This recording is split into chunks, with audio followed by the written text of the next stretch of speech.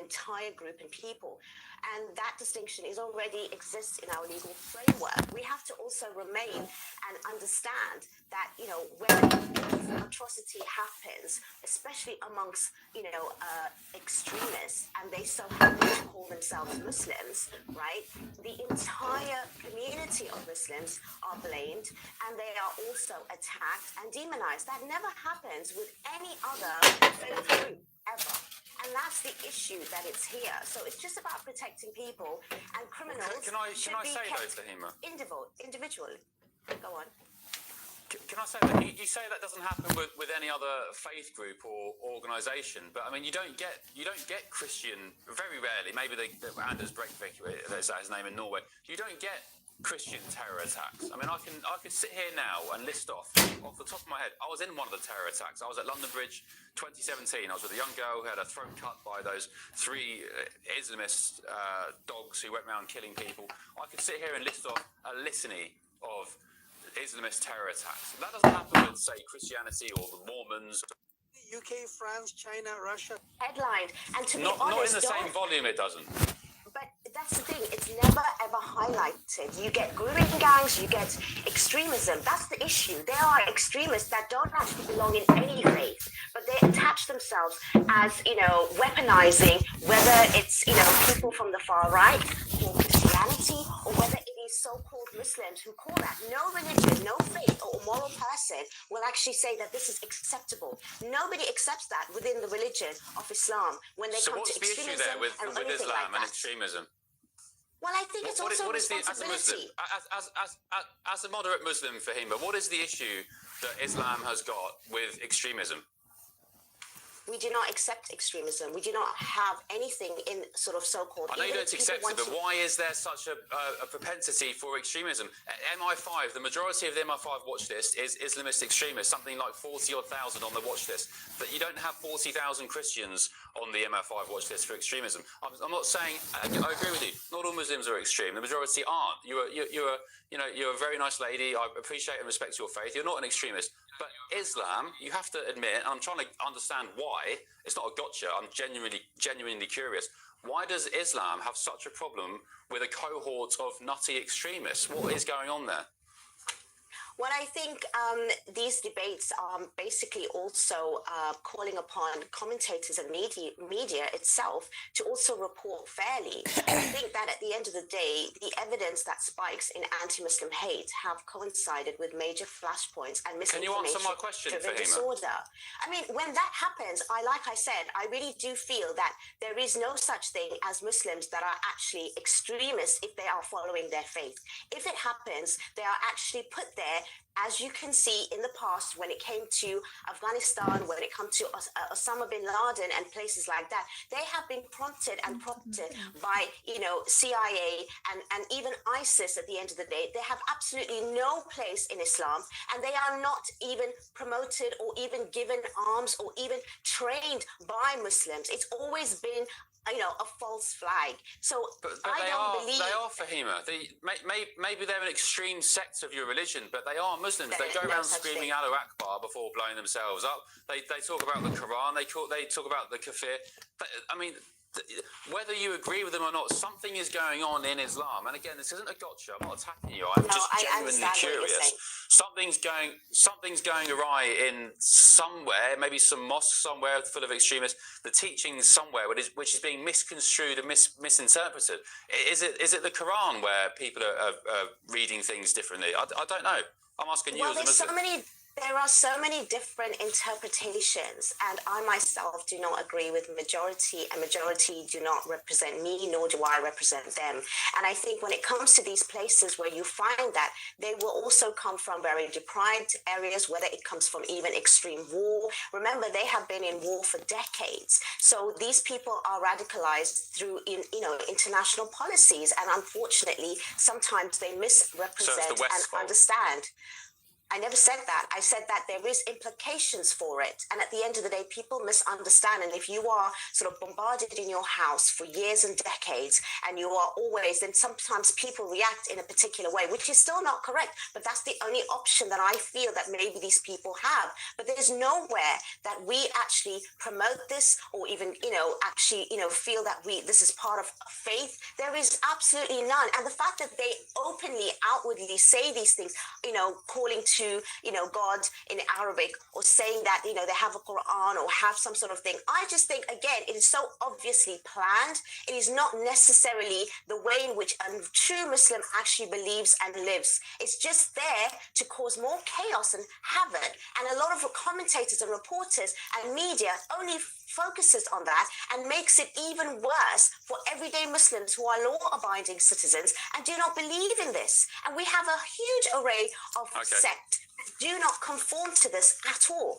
That's why we need this. And I don't think that this is something that we should just ignore and also put everyone under the same blanket.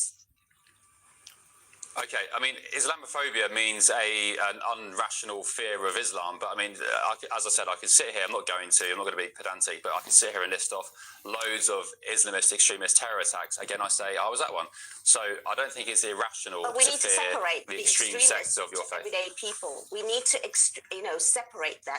We have extremists in every community, from every background and every ethnicity, but we only seem to focus on the one. Okay, Fahima, thank you. Enjoyed the discussion. Thanks very much for staying up with us on the Late Show Live. We'll catch up soon, Fahima Mohammed. Right, gbnews.com/your say. Let us know what you think about that. It's coming on Monday, I think. Britain to get an anti-Muslim hostility czar. Very good. This is the Late Show Live, only on GB News. Here's your weather.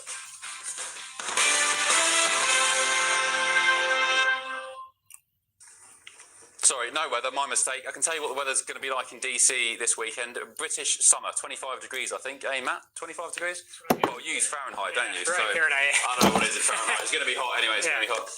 Let's look at the papers. Christo Fufas is here. Tanya's back with us as well. Christo, any stories that have tickled your fancy on the front pages? I'm just utterly exhausted by that last interview that you did, I'm afraid. So you'll have to give me a minute to try and compose myself, because I just don't understand. What did you make of it?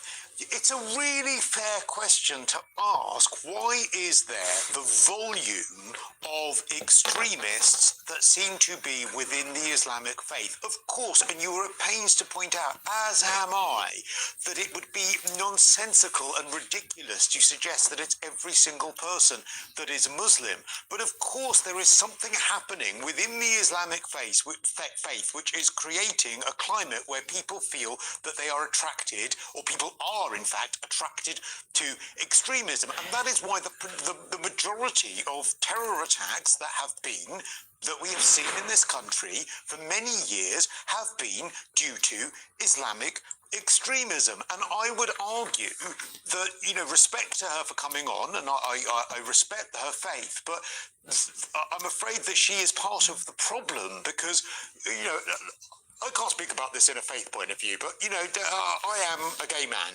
And if there was a person that was representing gay people and was carrying out terror attacks in the name of gay people, for instance, which is different to a faith, it's actually not a choice to be a gay person. A faith is a choice, but let's just use that for the sake of argument.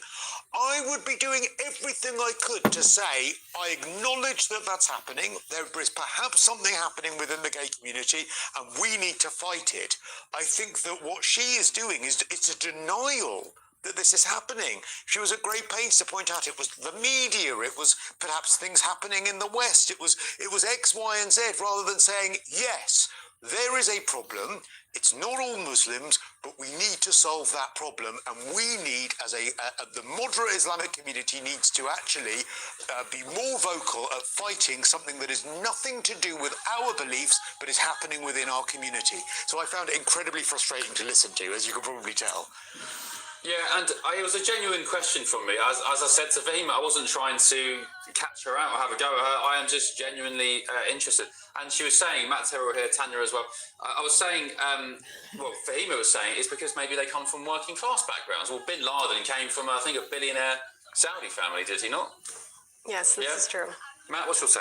Look, I think that there's no question that there's a extremist issue within the Muslim faith, and you have many people out there, terrorists, who are using this faith as a way to mobilize other people to commit heinous acts. And so that has been a real problem for decades, for years. And I think right now it's important to recognize that.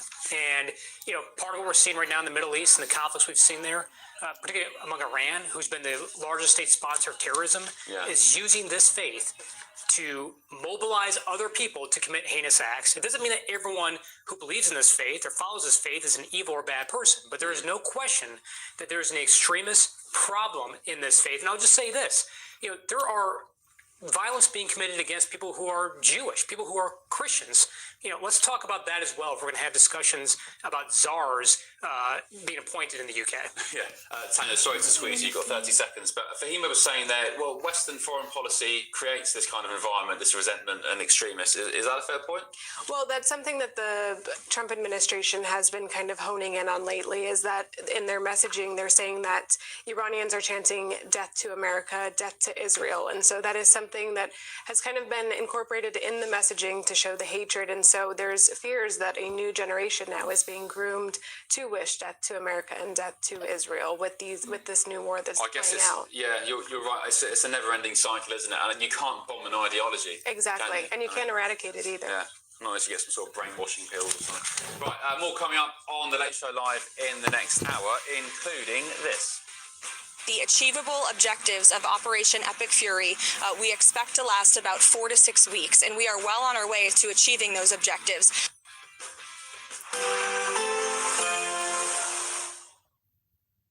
Today, clouds overhead, total zen within. Box Solar sponsors the weather on GB News. Hello, a very good morning to you. Welcome to the latest update from the Met Office for GB News. It is a chilly start out there today, particularly for Scotland, Northern England, Northern Ireland. Sunny skies, though, where we've got a frosty start. Meanwhile, a lot of cloud remains for many parts of England into Wales, and that cloud continuing to bring some outbreaks of mostly light rain through parts of the Midlands, South Wales and the southwest. This rain will be on and off throughout much of the afternoon. It stays sunny for central and eastern Scotland. Cloud thickens in the northwest of Scotland as well as Northern Ireland. Breezy here, lighter winds elsewhere, still feeling relatively cold compared with recent days, but temperatures close to average 8 to 13 Celsius. And then those temperatures will fall away through the evening across central and eastern Scotland under those clear skies, but it remains cloudier for western Scotland, and into the Outer Hebrides we will see some spots of rain emerging. Northern Ireland, a clearer start to the evening for eastern parts, thicker cloud into the west. West Wales, perhaps some late clear spells, but for the Midlands into increasingly northern England, we will see some outbreaks of rain as the thicker cloud in the south tends to move further north. Could even be some heavier bursts of rain moving into the south and southwest, as well as Wales overnight.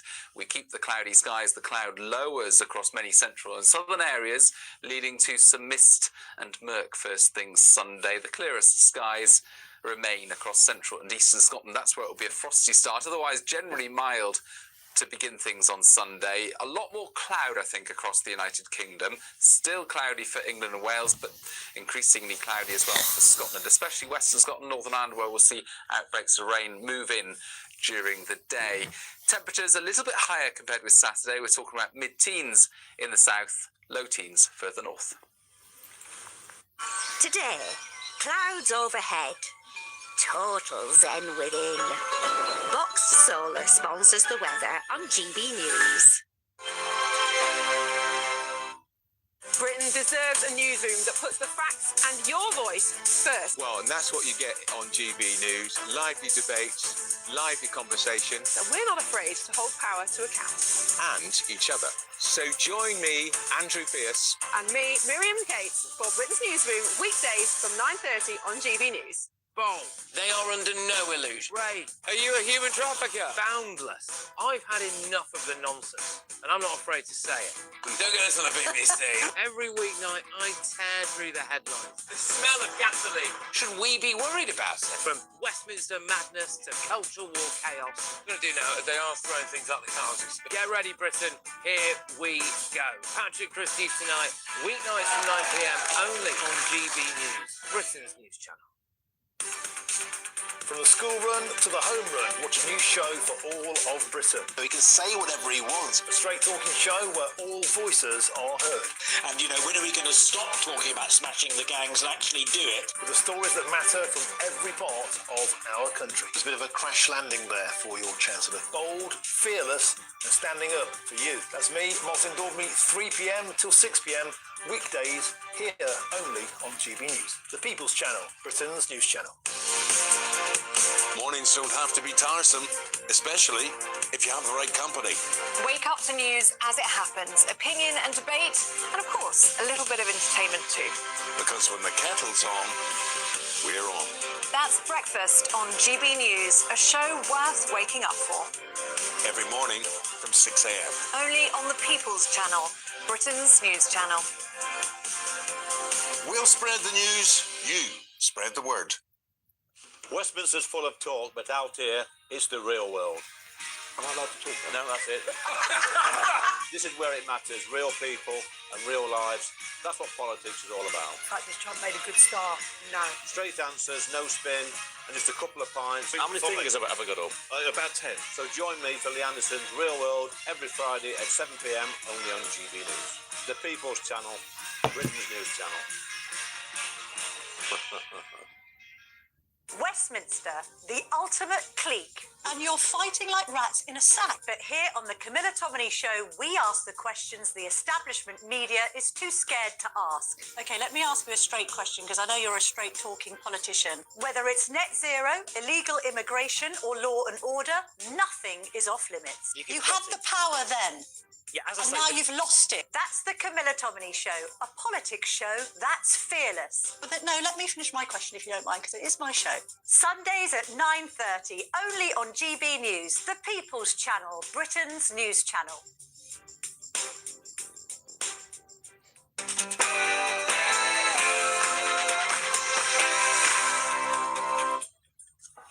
Hello, good morning, live from Washington, D.C. This is GB News with the stories shaping Britain and America. The achievable objectives of Operation Epic Fury we expect to last about 4 to 6 weeks, and we are well on our way to achieving those objectives. Unconditional surrender. That's the demand of President Donald Trump, who today has just ordered American defence contractors to quadruple production of weaponry used in Operation Epic Fury. To say the screw is turning is an understatement. Also, breaking tonight, America's bombers have just landed on British soil as they prepare to unleash another devastating wave of strikes against the Islamic Republic, and Secretary Treasury Scott Bessent this evening will be the heaviest night of bombing yet. We'll bring you every development as it happens, including some major breaking news from US Secretary of War Pete Hegseth. Plus, we're flying from day one fast jets out of this base. We've got more fast jets in Cyprus than any other nation, and we're playing a big part in helping defend this part of the world. well, the future of Britain's RAF bases in Cyprus is under threat tonight as the country fumes over Sir Keir Starmer's failure to protect the island. Also tonight, Labour's Chagos surrender humiliation continues. Chagos showdown. Mauritius threatens to sue Britain over the Chagos deal, dealing yet another blow to the Prime Minister. But Nigel Farage, well, he joined me from Mar-a-Lago earlier tonight for an exclusive interview as he ramps up his efforts to torpedo the Chagos surrender deal. This does come down to the Americans. There is a 1966 treaty between us and America. Let's go, baby. A third hour of The Late Show Live, a special extended edition. I'm Ben Leo. Let's do this.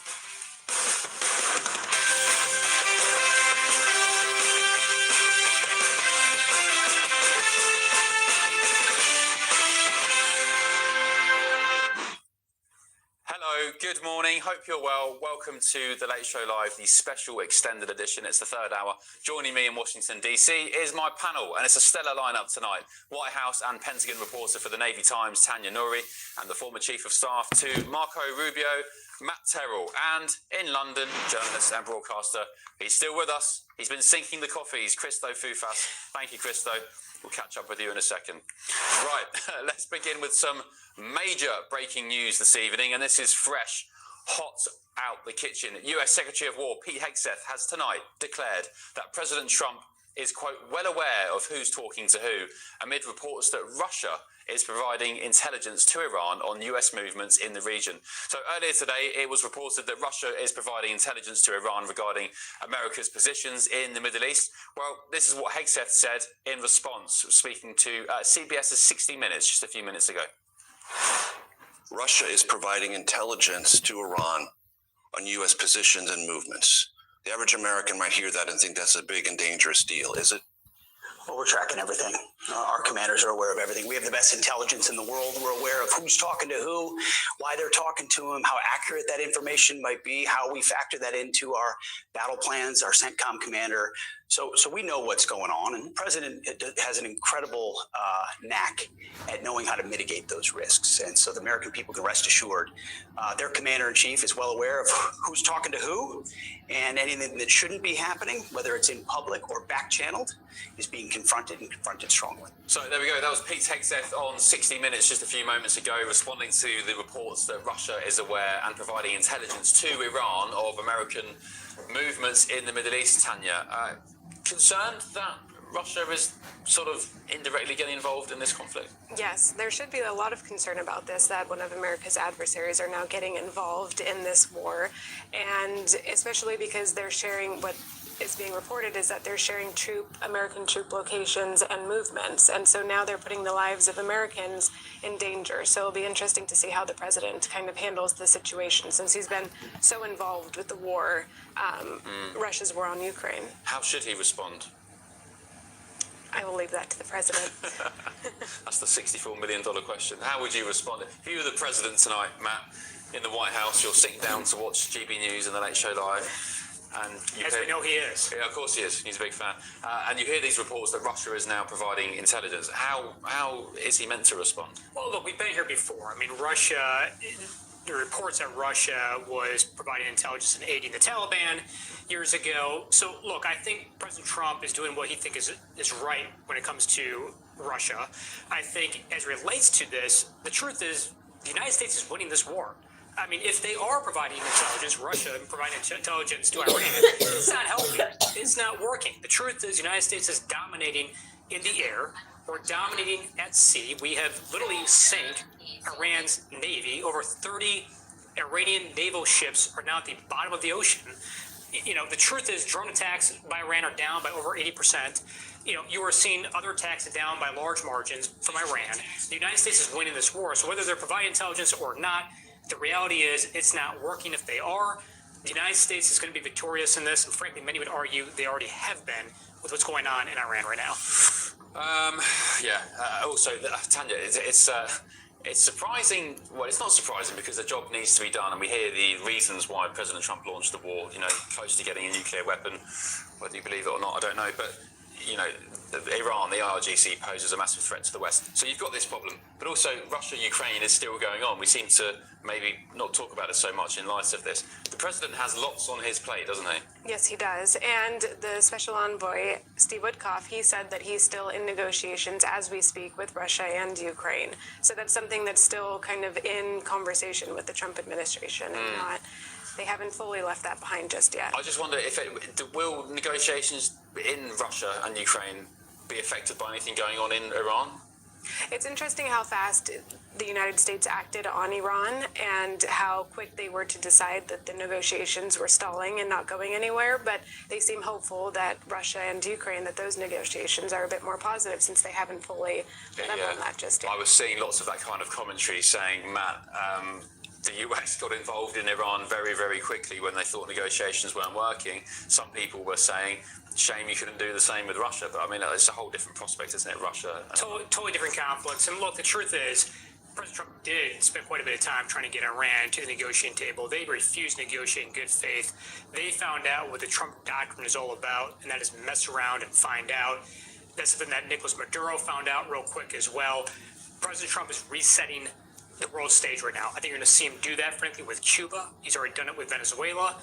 Iran, China, Russia, all of this is interconnected. What President Trump is doing it with Iran right now is not just helping to make Iran a safer place, the United States a safer place, the Middle East safer, but it's also countering what China has been doing. You know, I think China's going to think twice about invading Taiwan because they see a decisive leader in President Trump. Yeah, I think that's a great point, though, Tanya. I argue, and I think I'm probably right. I'm not right about lots of things, but I think I'm right on this. That Putin probably saw the botched evacuation of Afghanistan in, what was it, 2021, and saw who was at the helm, Joe Biden, who was probably spending more days on a Delaware beach than in the White House, and probably thought, do you know what?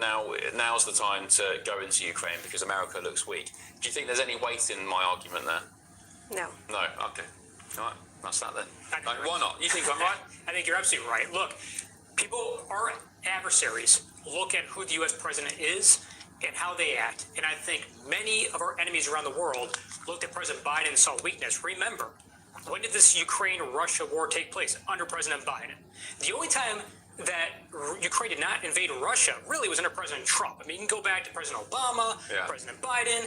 So the truth is, I think people around the world, both our enemies and our allies, are seeing strong leadership in President Trump. That matters. And I think what President Trump is trying to do right now is flex that muscle as he should. Let me ask you a slightly different question, but maybe along the same lines. Do you think America looks strong on the world stage, or stronger since this Iran war? Well, I think what happened with Maduro really set America apart for what they're capable of doing, what the military is capable of doing, and now it'll be interesting to see how the war plays out in Iran. If it's actually it's completely different than what happened in Venezuela. So it'll be interesting to see how long it goes for, and I think that will have a big impact on how America is viewed on the world stage. Yeah, and we also saw in Venezuela those what are the new weapons, the sort of sonic weapons that President Trump, I've forgotten the name of them, but President Trump calls them something funny. The sound weapons. Yeah, but to that end, with this Iran conflict, the U.S. is showing out other weapons and capabilities that we have not used before. It's been quite interesting actually to watch. I mean, obviously war is never something you want, but you have to have the capabilities to wage it. And I think it's been very fascinating to see the precision and the tools the United States and frankly Israel's been using as well. Yeah, really interesting. Well, joining me down the line now is Michael Waller, former CIA operative. Michael, great to see you. Just your reaction, please, first of all, to these reports tonight that Russia is providing Iran with intelligence of American movements in the Middle East. Well, Ben, this should come as no surprise to anybody. Russia is they're going to do this. They're going to make it as hard for us as possible, and frankly, it's part of their answer to U.S. support for Ukraine. So this should have been expected. So it's no surprise. The great thing is we're learning Russia's intelligence capabilities inside in the whole Middle East, so that by listening to them warn the Iranians, we're learning how the Russians are collecting intelligence, and we can do something about it. What do you make of report? How the Russians are collecting intelligence, and we can do something about it. What do you make of reports tonight suggesting, well, according at least to preliminary investigations, that the United States may have been responsible for accidentally striking that school where 165 children and teachers perished? Yeah, this is one of the terrible things that happens in any war. So we just don't know. So the verdict, won't come in for a long time. But it shows, though, that the whole war effort shows the value of the technology that we have in precision weapons to minimize civilian casualties overall. So this is unlike any other war that's been fought on a large scale, where we're not sending in armies and we're not destroying large areas. We're using such precision weapons now that the whole mode of warfare is changed, and you're killing the leaders of the regime and not the soldiers and the people under them. Yeah, in terms of, you said you're not sending in armies, other reports tonight, breaking news, suggest that President Trump is at least open to sending in a limited number of troops into Iran for, boots on the ground, basically. I mean, that presents a whole new dynamic to this conflict, doesn't it? Yeah, I mean, you may need to send troops in to extract people. Certainly, if you lose airmen, you got to extract them. To infiltrate people in, to take things out, fissile material, nuclear material, files. If you imagine getting the IRGC archives and records, we'll know who all the Iranian agents are around the world, including in our own countries. So there's a lot of reasons to have a limited troop activity in there for special operations. Okay, and last question, Michael, before I let you go. How long do you envisage this conflict going on? We've heard 4 to 5 weeks initially. There was some CENTCOM report saying maybe September. Is it impossible to say right now?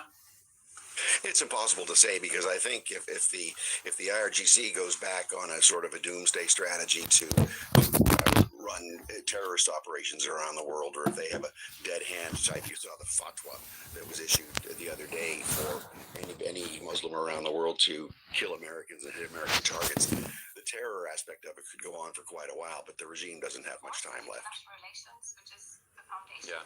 Okay, Michael, thank you so much. Hopefully you'll come back on the show in the coming days. That's Michael Waller, former CIA operative. Also joining me now is former Foreign Service Officer at the US State Department here in Washington, D.C., Simon Hankinson. Simon, good friend of the show. Thank you for joining us. Lots to go out tonight. Of course, potential boots on the ground, this Russia intelligence information reports, leaking as well, or breaking now recently as well. Boots on the ground, first of all, what's your take on that? Do you think the American public will be pro that? I don't. No, I don't think they will. I think President Trump was elected by people who did not want to create democracies in Afghanistan or Iraq that clearly didn't work. So they would not support boots on the ground in any kind of long-term capacity. Although, as your previous guest said, there might be circumstances in which there could be, brief missions to accomplish this or that. Simon, you're a sort of immigration border expert. There's lots of conversation and rhetoric in recent days about this war creating a whole new wave of refugees from Iran, particularly towards Europe. So many people in Britain saying, how can you be cheering on this war? By the way, I don't think anyone cheers on the war, but how can you be supporting this war when all it will do is create thousands more refugees? Is that true, Simon? Because my train of thought is that the majority of Iranians want this regime to fall so they can retake their country and enjoy the fruits of Persia from yesteryear. So would it be the case that you'd have waves of new refugees coming into Europe? I mean, it's not impossible. You can imagine circumstances in which people would want to leave. But let's face it, Iran is 90 million people, most of whom are being ruled and oppressed by the secret police and the military, which is a fairly small percentage of the population. So it's quite possible that the last Ayatollah could be replaced by another and then by another, and that nothing much would change in terms of people's daily circumstances within the country. But yes, it is definitely a threat on the horizon that no one wants to see, of millions of people leaving Iran. But then again, is that a reason not to do something which should be done to overthrow this regime, which for 50 plus years has sworn to destroy the United States and Israel and the Western world? Just finally, Simon, before I let you go, Keir Starmer yesterday was urging President Trump to agree a deal with the Islamist regime to get to the negotiating table. The president woke up this morning, he went on Truth Social, he said, no deal, nothing but surrender is acceptable. Is that the right tact? Well, that's his position today. I mean, at some point he may be willing to take a little less than 100% complete surrender and the regime abolishing itself. But you got to go in hard. You have to ask for the maximum. We want Iran not to have weapons of mass destruction, missiles, ballistic missiles, and we do not want them to swear to destroy the United States and our allies. And so until they change their minds on that, it has to be all for one and one for all. But at some point, maybe they can propose something that is a tiny bit less than complete surrender that we could accept in the meantime. Okay, Simon, great stuff. Thank you very much, Simon Hankinson. I'm sure I'll see you in the studio sooner rather than later. Right, coming up on The Late Show Live. Subscribe to the channel and be sure to... As I've warned... For many years, our opponents are hell-bent on turning America into a communist Cuba, a socialist Venezuela, and you see what happened to those places. Well, first it was Venezuela, then Iran, and now it could be Cuba. I'll tell you why I'm saying that next. And who better to speak to, by the way, than Marco Rubio's former chief of staff for his campaign. Rubio has been sent, I think, to, amongst other tasks in his portfolio, take a look at Cuba. Could we be seeing the next Venezuela down in South America? This is The Late Show Live, only on GB News.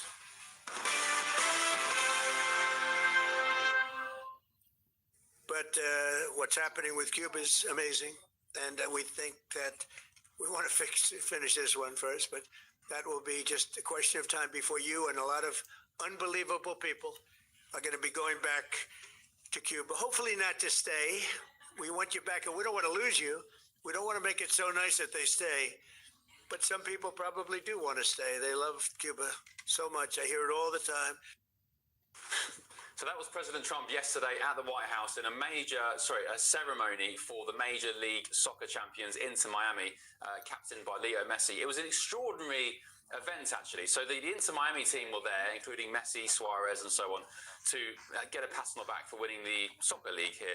President Trump started the ceremony by having Messi next to him, and it was the most bizarre 20 minutes of my life, actually. Messi was next to him. Trump then started going on about, well, he gave an update on Iran, saying that the Iranian Navy was almost at the bottom of the Persian Gulf, that had no jets left, no air force, but he said, well, apart from that, they seem to be doing okay. And Messi was just standing there next to him, trying not to kind of smirk and give a reaction. You can imagine for a big, massive, multi-millionaire footballer being associated with a war in Iran, probably, I mean, his PR guys were probably going nuts, but it was funny, to say the least. So that was yesterday at the White House. But the US President Trump, he used the opportunity, as I said, to threaten to overthrow also, not just Iran, but the communist dictatorship in Cuba as well, saying he wanted to wait a couple of weeks after recent military interventions. Breaking tonight as well, President Trump has told CNN that Cuba is going to fall pretty soon and has announced plans to send US Secretary of State Marco Rubio to the country for negotiations. So, Matt Terrell, you were Rubio's chief of staff for his presidential campaign. Rubio, by the way, I'll just say, I said to you off air, I'll repeat myself now for the viewers. In the White House yesterday, when Rubio came in for this MLS Major League Soccer thing, he said hello, Rubio, to everybody, big crowd. The whole room, East Room of the White House, went nuts. Arms in the air, whooping and cheering. He's popular, to say the least, Rubio. He's very popular, and he's earned that popularity by doing a great job. You know, when you're in President Trump's inner orbit, when you're doing a great job, he gives you more to do. That's why I think Secretary Rubio has like 5 jobs now. But obviously his main job is being Secretary of State. He's doing a phenomenal job at that. And Cuba is going to be obviously on the radar here. And, you know, the truth is the reason why is because as you think about Iran and what's taking shape there, Cuba has been one of those countries that's been a safe harbor for Iranian terrorist proxies. You've seen Cuba be an ally, if you will, of China, and many of the countries right now that President Trump is trying to reset the world stage with. So Cuba is central stage of that. And look, the bottom line is also about helping people in these countries. We talk about helping the people in Iran. In Cuba right now, you're seeing an economy that's not working for the people in Cuba. It costs right now, roughly speaking, just for a packet of chicken, 1 month's salary right now, just for a family to cover that. The truth is there are humanitarian issues taking place in these countries, but also ultimately this is about the Trump administration's agenda. It's making America stronger, safer, more secure. Cuba is a part of that. We'll see what happens with negotiation here. Is it also about communism? Because I was just thinking that in my head whilst you were talking. Molly on YourSay, gbnews.com/YourSay, has said the American